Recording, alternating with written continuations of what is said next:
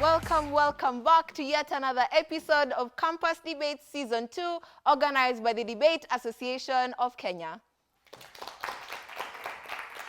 To all the critics, skeptics, and anyone who's ever had an opinion, we welcome you to this amazing show because we get to engage with your intellect and your brain to help you understand the things that currently exist in society on a local space, global space, and everything in between. And that is why Campus Debates is so great. That's majorly because university students come together to engage in this discourse, to give a platform to the youth and maximize the capability that they have as young people.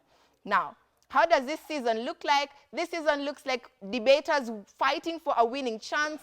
If you win, you get 3 points. If you lose, you get 1 point. But the benefit of all of it is speaker scores are a thing. So the higher your speaker scores, the higher your ability to rise on the tabulation score, and possibly you won't have to fight for your life in the knockout rounds. But I mean, there are already teams that are in that space, but oh well, that was their liking. If you are a returning viewer, welcome back to Season 2 of Campus Debates. And if this is your first time viewing us, thank you for tuning in, and I hope you can engage your intellect in the best possible way. Welcome to Campus Debates Season 2.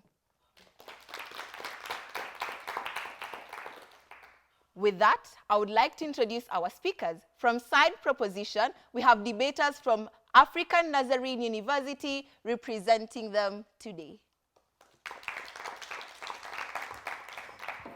And from Side Opposition, we have debaters from Pioneer University representing.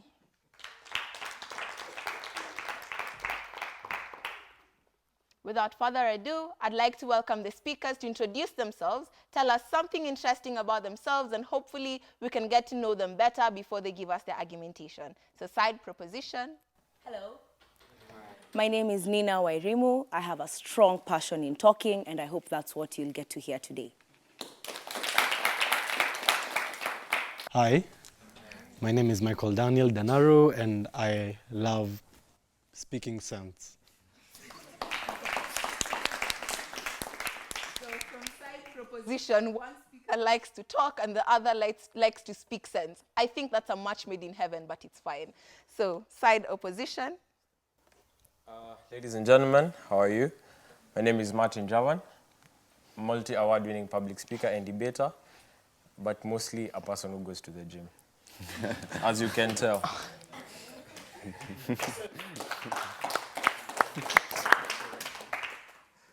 Oh, hi, I am Dol O'Brien. I am 6 foot tall. I don't go to the gym. I am naturally charismatic. I don't think I have problems in this world. I just believe it.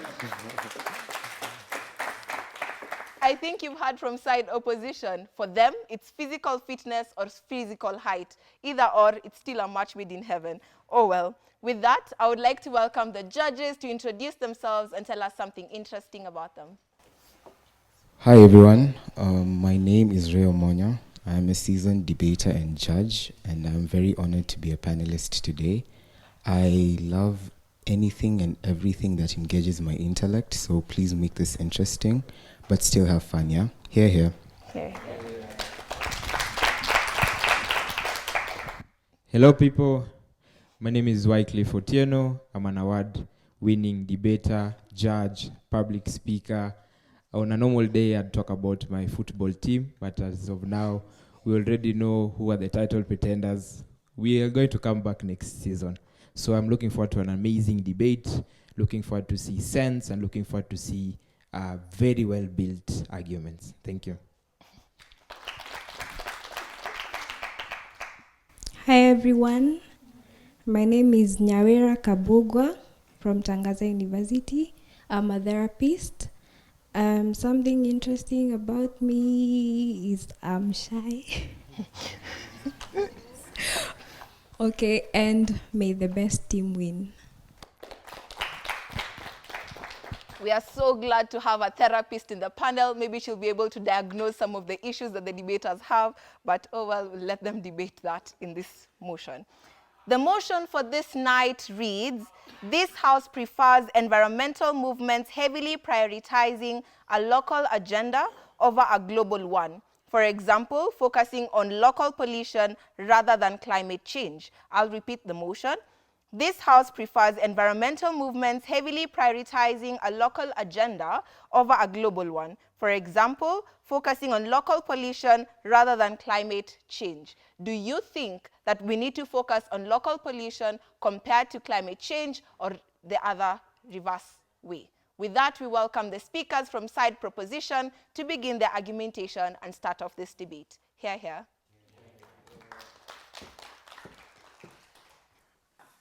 Panel, there are a couple of things we need to get clear before we can actually move on and understand the crux of this debate, right? A couple of things I need to make clear. One, what is the nature of these environmental movements? Where do they operate? What do they want? And what are their incentives, right? Understand that these environmental movements are operating within the state. We're not talking about the UN. We're not talking about international environmental programs. We're talking about things like the Green Belt movement. We're talking about wildlife clubs in school and all those eco-friendly organizations that operate and exist within the state, right? Second, we need to understand what a local agenda actually is as opposed to global agendas, right? Local agendas are those that are directly affecting the civilians, the governments, and basically all the people that live within a state. So when I talk about a local agenda, I'm talking about pollution, right? I'm talking about how the fact that Nairobi River is not actually looking that good, it's actually been degraded. That is what I mean, as opposed to global agendas, which could actually mean rising of sea levels, increased levels of carbon dioxide emissions into the environment, and what have you. We also need to understand what this state actually looks like, right? One, we are living in third world countries, such as Kenya, where we're actually inhabiting, right? These are democratic states. Why is this important, right?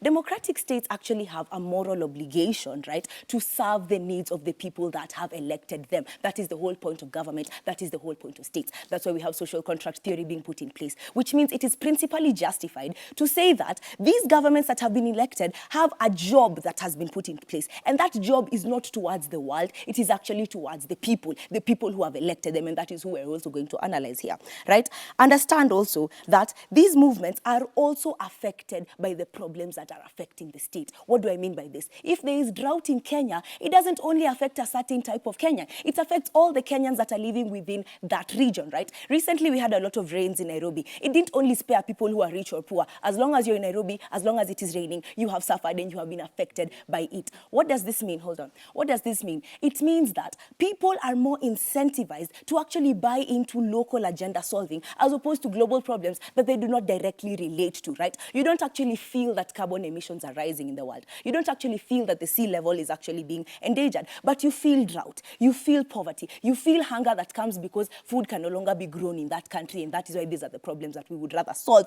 and we would prioritize as opposed to global problems. Ask.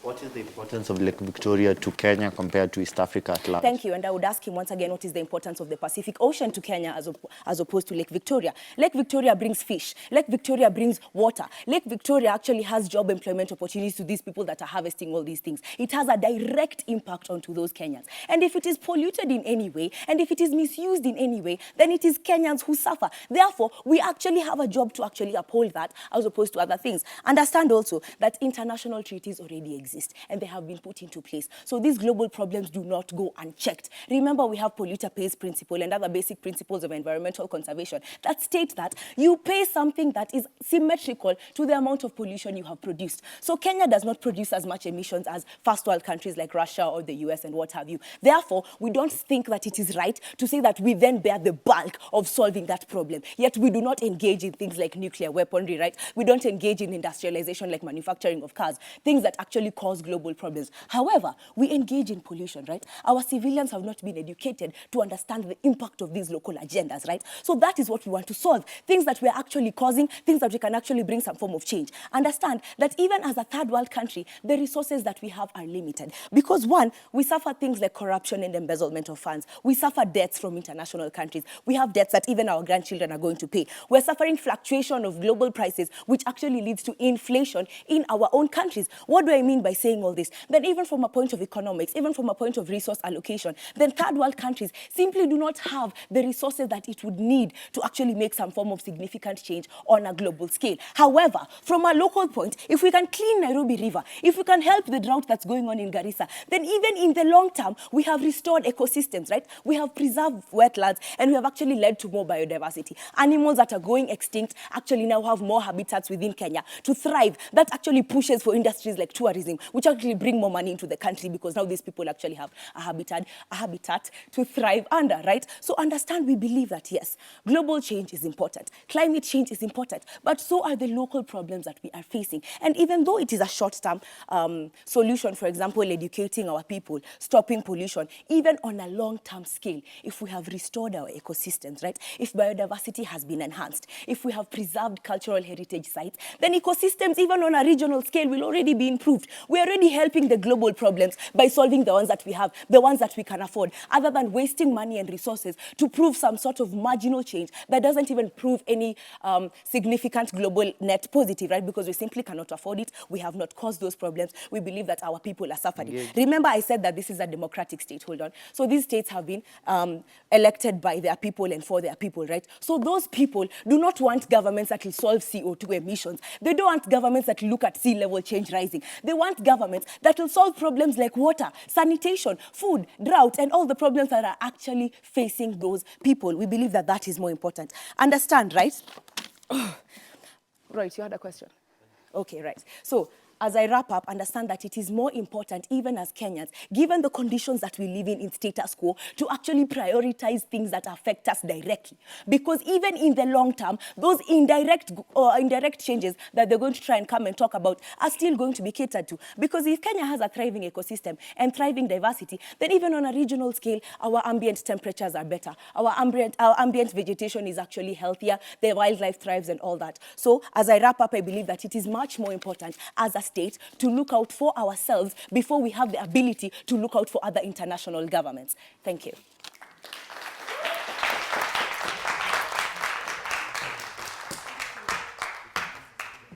Side proposition has started off the debate for us in an enlightening and very engaging space. With that, we welcome side opposition to respond to whatever proposition has offered the debate. Hear, hear.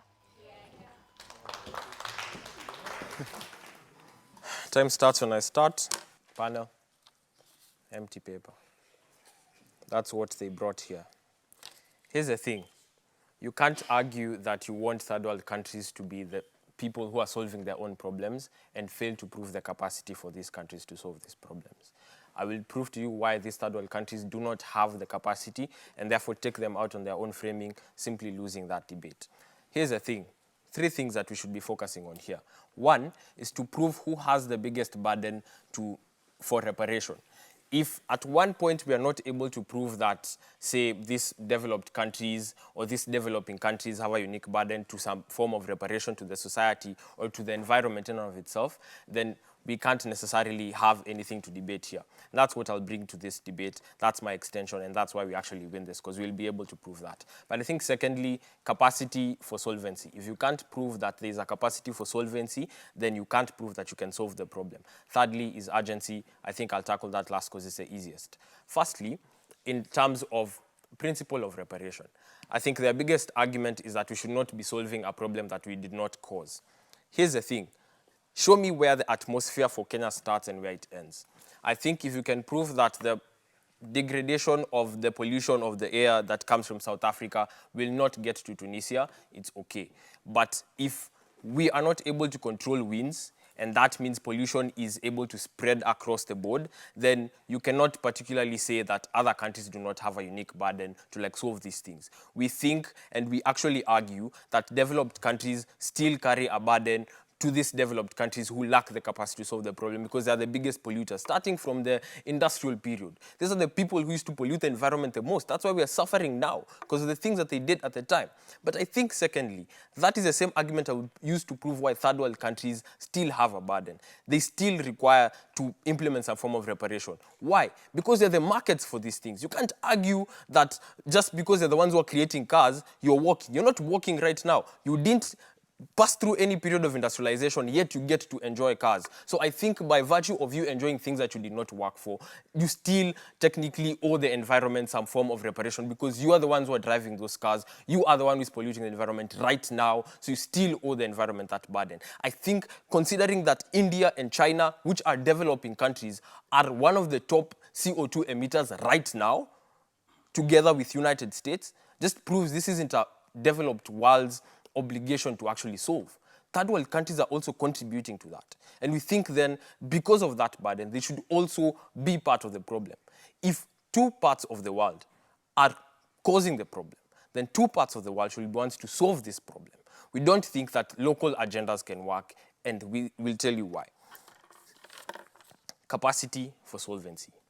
They characterize this debate for developing countries, and we'll take them at that.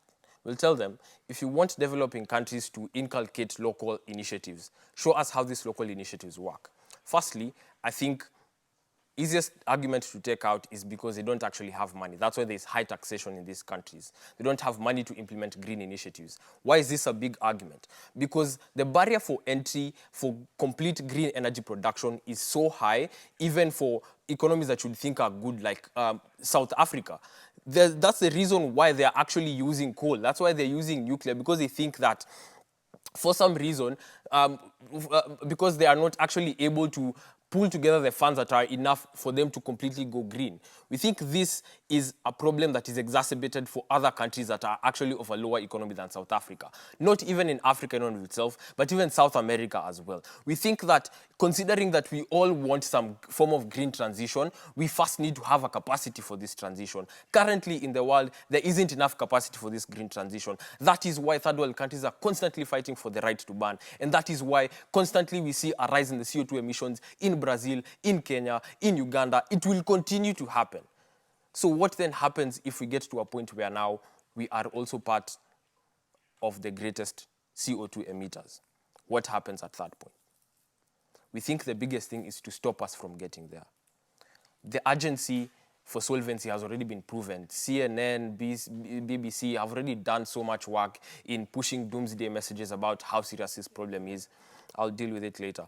And we've already realized that this is a very big problem that we need to deal with. So the question is, how do we stop ourselves from getting to that point? How do we stop ourselves from getting to the tipping point? It's not about passing blame. We are past that. We've done that for the past 30 years. I think it's time we take a different approach. Collaboration. And how does this prioritization look like? We think financial driving is important. We think policy implementations that allow collaboration. This is a very important thing because currently the world is already globalized. Something that happens in USA will affect someone that lives in Russia or like Kenya or something of the sort.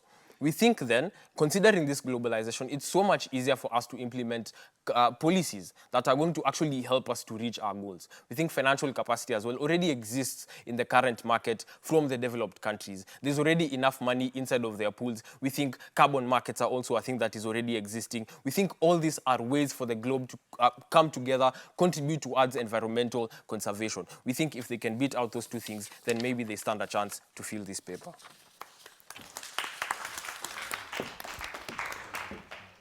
Side proposition and side opposition have given you their arguments between local pollution or focusing on a global initiative in that space. Now, to all our environmentalists that are currently listening, would you prefer local initiatives rather than global initiatives in the fight against climate change? Feel free to engage with us on X at KTN Home with the hashtag Campus Debates. We'll be going on a very short break and we'll be back.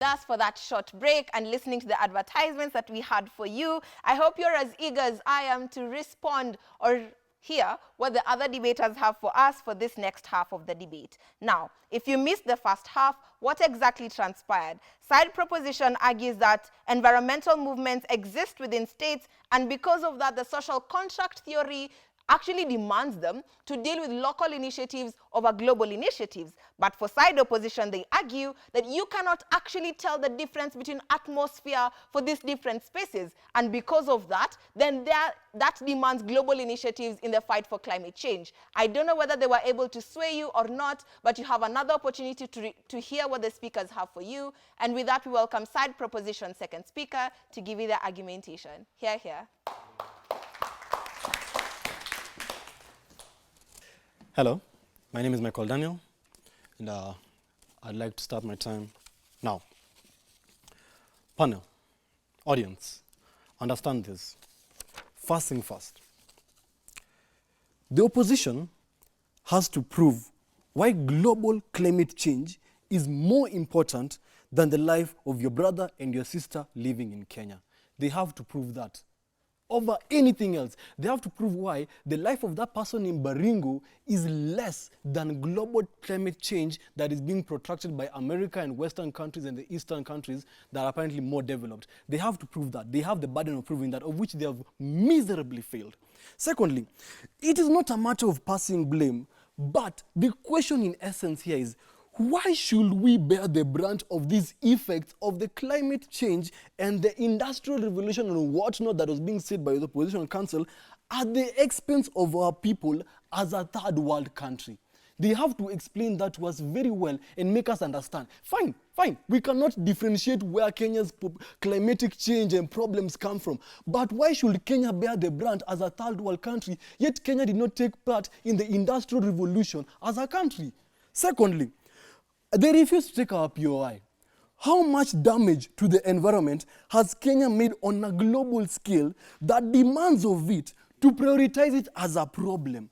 That is another problem, there's another burden they have to prove to us exemplary well.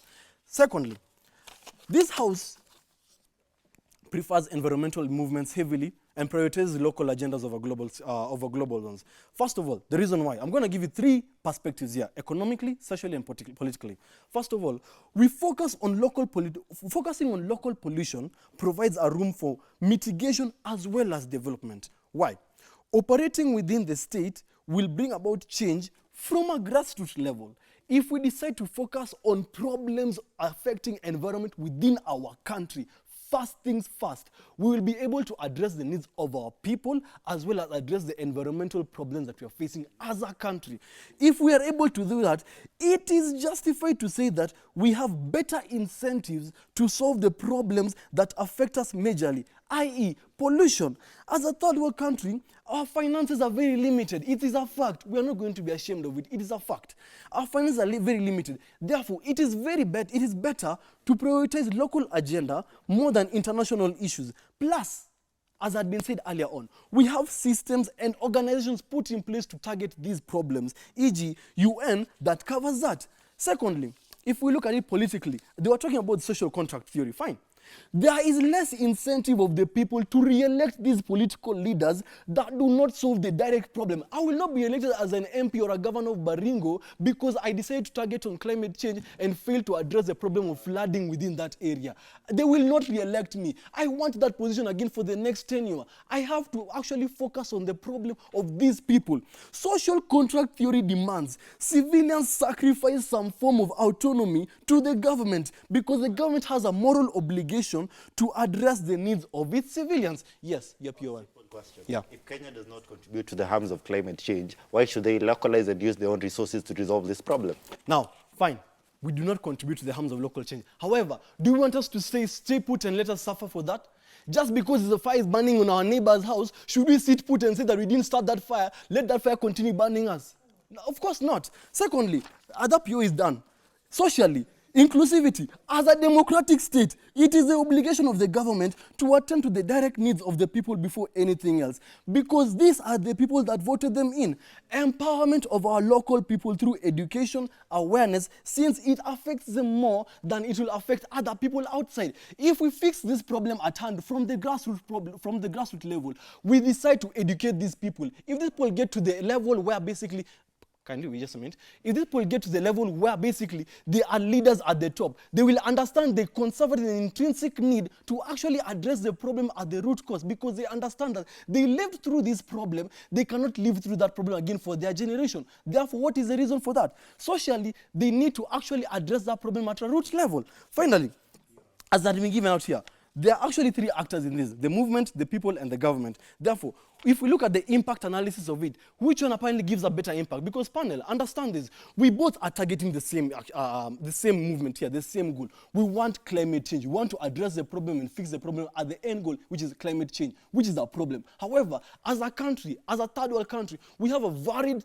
problem, a varied degree of problem that we are facing, which is different from what America might be facing, what is different from what the eastern countries might be facing. We are facing flooding, we are facing drought, we are facing famine. They do not face that exemplary, right? Therefore, if we're looking at time as an impact of change, local agendas provide the brainchild of fixing the problem and offer the foundation of where the problem is at large. Therefore, if we focus on both sides of the agenda, in the end, we will still battle climate change. Rising sea levels, increasing CO2, whatnot. Working on the local problems contribute to fixing the problems prioritized by the opposition. And finally, magnitude impact is that prioritizing local issues gives us more resources to combat local issues, e.g., clearing Nairobi River to help combat water pollution. That way, we take part in balancing the ecosystem, and also prioritizing local agenda over climatic change gives us more room for development in other sectors. And with that, we believe that we carried the case in this motion. Thank you so much. We'd like to thank the speaker from side proposition for closing off the argumentation from proposition side. With that, we welcome opposition to respond to whatever proposition has brought to the bench. Hear, hear.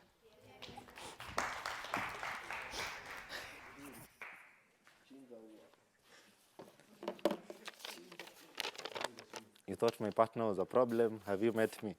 I'll start in 3, 2, 1. Quick responses.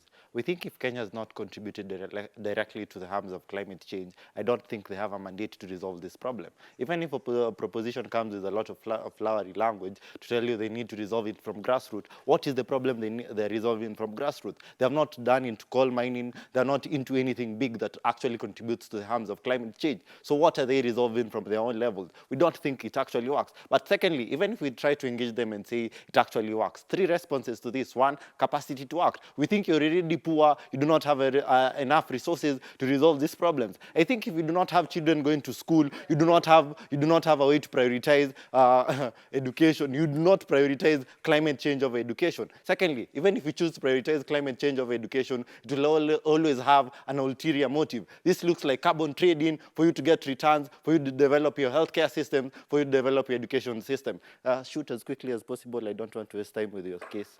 We don't have the money to focus on the international environmental problems. Yes, we agree. But cost-effective solvency, we believe that fixing our problem first as a country, focusing on on fixing a local agenda is much more important than prove why apparently you guys have the burden to focus on prioritize and global agendas. Simple responses. We think, 1, generally, if you cause a lot of urgency in these spaces, you can easily work together to resolve the problem. This looks like women's rights in the entire world. We don't think the African spaces were the biggest pushers of such narratives on why women's rights is a big thing. We think it was the international level and the global level. We think the beneficiaries of this look like, 1, a lady partner of this team speaking in these spaces. We think these are some of the benefits accrued to these people because of the global level of this engagement. We think that is what is important, and the benefits can easily be accrued in our world compared to localization, having FGM issues in Masai and Turkana, and that's a bad thing. They cannot easily resolve that. But secondly, why we think our world actually works, weighing benefits and weighing metrics. We think for a preference model, you need to show why this is important for you, why secondly, even if it's important for you, you have the best scenario, you have the best mechanism to resolve this. We don't think they have the best mechanism if their foundation is African country. Secondly, response to that, we think if we decided as side op, our priority is developed country, we'll think this looks like all of these finances being redirected to US, being redirected to UK to fight this global action. We think that agency has already been created in these spaces because of the first mover idea. We think they're already accepting they have caused a lot of harms in these spaces, and they're willing to work to resolve this problem. Compared to developing countries that are already facing poverty, they do not even have computers in these local schools. Even if they choose to tap, the government will easily block this tapping. We think that is a bad thing. They do not have a way, they do not have a capacity and solvency to resolve the problems that they're catering for in this space. We think that is a bad thing. And secondly, we think it's not easily feasible. They are poor people. Even if they decide to say they're not poor, we don't think it works. We think the response to this is simple. If we decide to say each and every person works together because of the urgency created in this space, because they're suffering the same problems, we don't think it makes sense. The response to this is simple. One, if I am a rich person, I'd easily go to a private hospital right now and get treated. But if you're a poor person, you're going to the public hospitals, the nurses and the doctors are striking, there's no response for you, there's no solvency for you. So we don't think localization of this engagement actually works for you. But secondly, we don't think your same problems are the same problems everyone else is facing. But if you decide to have the same problems in the same packet, you can easily work together, you can easily work and you can easily finance these spaces, and you think that's a better thing. Shoot your POI. This agreement demands the developed countries pay equitably to the problems that they actually initiated. Kenya not playing part in apparently those problems that you guys have brought out. How should they actually pay for this actually? Chair, the foundation of Paris Agreement is simple. Several countries from different spaces actually came together to find a solution that works for them. I don't think it's called the Nairobi Agreement because someone from Kisumu or someone from Turkana just came with their own people to resolve this problem. It easily shows you, one, international engagement. You have different actors from different spaces who have different problems, who are willing to resolve this. But secondly, it easily shows you that you have this accord from different people in different spaces with different capacities to act. You can easily enforce change. This looks like majority of people are willing to resolve this problem. Just a simple response, and we think it's important. If you're telling us that localization actually resolves the problems that come from climate change, we don't think it works. Simple reason for this. Kenya had a 4% cover, it now has a 10% forest cover, and the majority of the semi-arid and arid areas are facing worse and dire needs compared to what was previously in the 4%. So we think any efforts you're taking at the local space without any international initiatives do not work to resolve this problem. What you get from us and why we think we win, either way without your questions. Simple. One, we already show you that any local engagement does not resolve these problems. But secondly, even if you have this local engagement and you want to do it in principle, we think in pragmatic it does not work because you do not have the money to resolve these problems. But lastly, we easily show you that in our world, you easily get the goodwill. Secondly, even if you do not get the goodwill, you already have the principles of reparations saying that you've messed up these countries. I would have used the other word, but you've messed up these countries and you're willing to resolve these problems compared to their world. We think that is a bad world. We think their model does not work to resolve the problems, and we think ours should also always be given the preference compared to the world. But lastly, this is a response to our opposers. It's simple.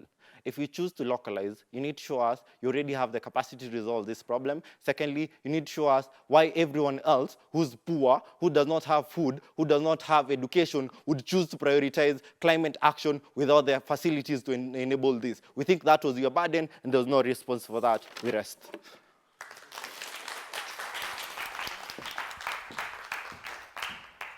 This is one of the episodes that goes to your record books because both debaters from both sides have actually brought their A game, with side proposition arguing that local initiatives have a far much more benefit compared to global initiatives, and side opposition telling you global initiatives actually work far much better and you need an incentive for you to buy into the whole idea of local initiatives in and of themselves.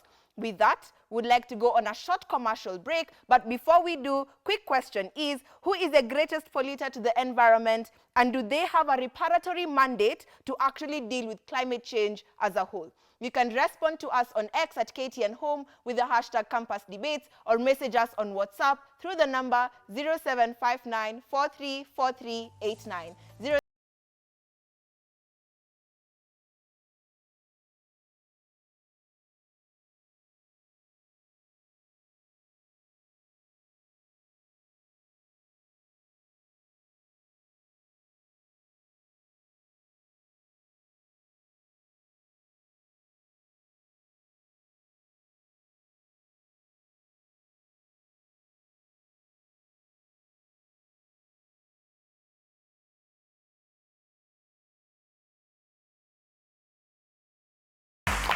Thank you very much for staying put for this episode of Campus Debate that has been electrifying from the very beginning. Side proposition argue local initiatives actually work for them, and because local spaces do not actually contribute to the large majority of harm but still face harm regardless, they have an incentive to deal with the problem, especially by the social contract theory. But for side opposition, they argue if both parties actually contribute to the harm of climate change, then that means global initiatives actually work better than local initiatives. I don't know whether they swayed you or they didn't, but I think the last speaker ideally said he doesn't need a question for you to be swayed, but it's fine.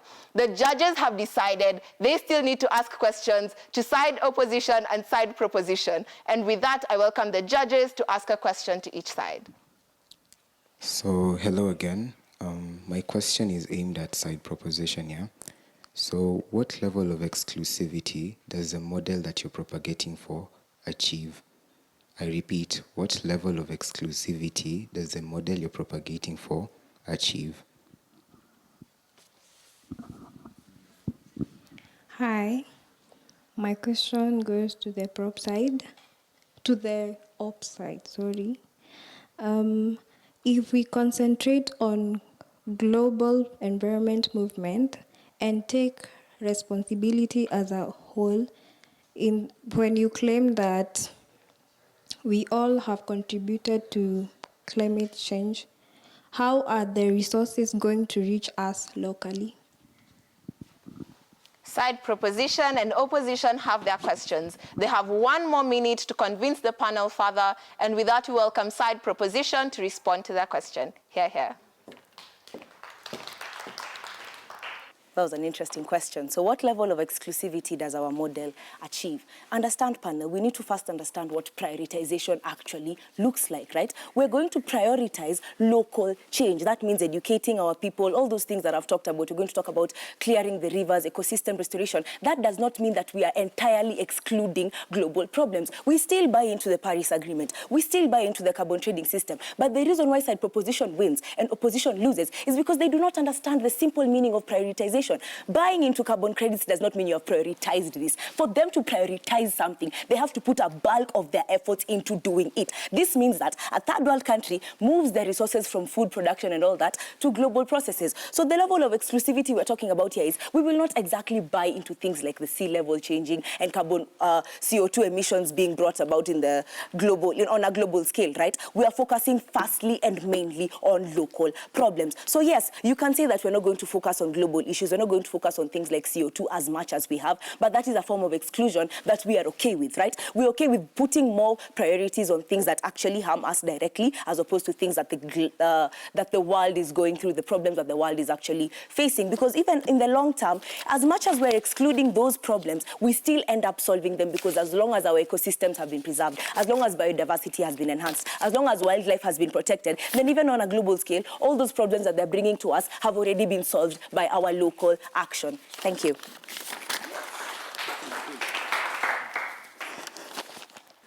Chair, simple responses. To their question, I don't think they've given you an answer. The level of exclusivity looks like policy and check mechanisms for this and follow-up mechanisms.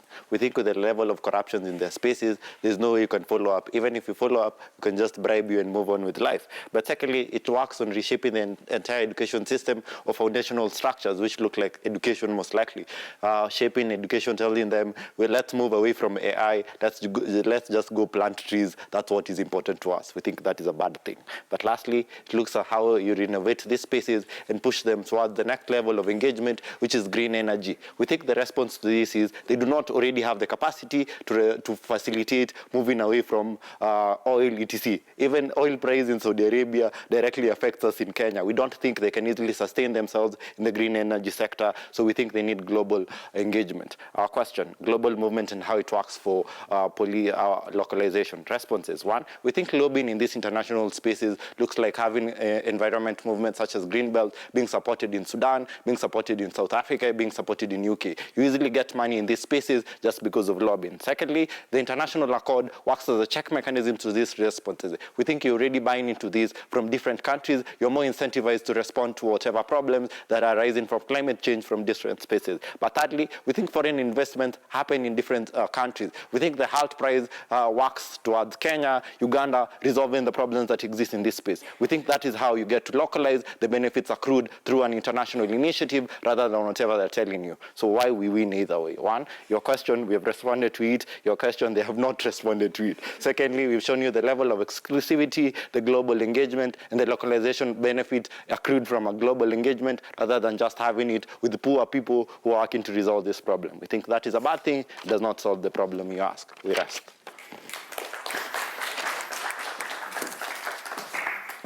We have officially come to the end of the debate from side proposition and opposition with the motion debating on, do global initiatives or local initiatives work for these particular countries in the fight against climate change? I don't know which side swayed you, so before our judges give us their feedback, feel free to engage with us on X at KTN Home with the hashtag Campus Debates, or message us on WhatsApp on the number 0759434389. With that, we welcome our adjudication panel to give us the call for who has won and who has lost. Hear, hear.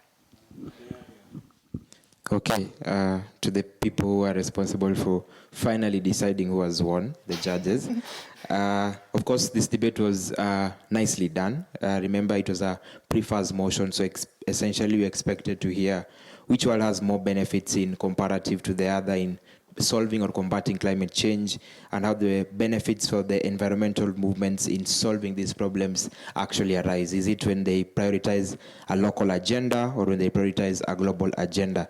So what we get from side proposition is that essentially Kenya should not really bear the burden or bear the brunt of actually paying for this or actually taking charge of global emissions, because they're not active participants or they're not active pollutants to this space. So it should not be their priority. They need to solve on their local problems first. They don't have enough money to solve matters on a global level, but they can solve these problems on a local level, for example, cleaning the Nairobi River and so on and so forth. What we get from side opposition essentially is that, one, they have an actual obligation to actually also participate. Even if they're not active pollutants, they're the people that actually consume, or the people that are the market for these emissions largely. They're the people who drive these cars, they're the people who pollute these people, and they actually have that similar obligation to actually do this as well. So kudos to side opposition, kudos as well to side proposition, but the debate was largely won by the opposition side. Thank you. From the judge's mouth, side opposition has managed to garner for themselves 3 points, which places them at 6 points currently on the tabulation score. Like we said, maybe the next episode would break the chain of proposition winning the rounds, and clearly they did, because finally side opposition has taken the win from the episodes that we just previously watched. With that, side proposition has been able to gather 1 point for themselves, which is a big win as well, because their speaker scores are equally good to actually allow them to rise on the tab, or probably not have to fight for their lives in the knockout rounds. Now, finally, from the arguments that you get from both side proposition and opposition, I hope you've been sold to the idea that you need to actually focus on global initiatives rather than local initiatives when it comes to a fight as unique as climate change. And because of that, to all environmentalists and anyone else who is a critic or has a dissenting opinion, feel free to engage with us on X at KTN Home with the hashtag Campus Debates, or message us on WhatsApp to the number 0759434389. I think it's been a wild ride. We've actually had fun in this episode, and I hope to see you next week on Monday at 8 p.m, same time, same place. See you next week. My name is Masi Vugutsa, your host for Campus Debates.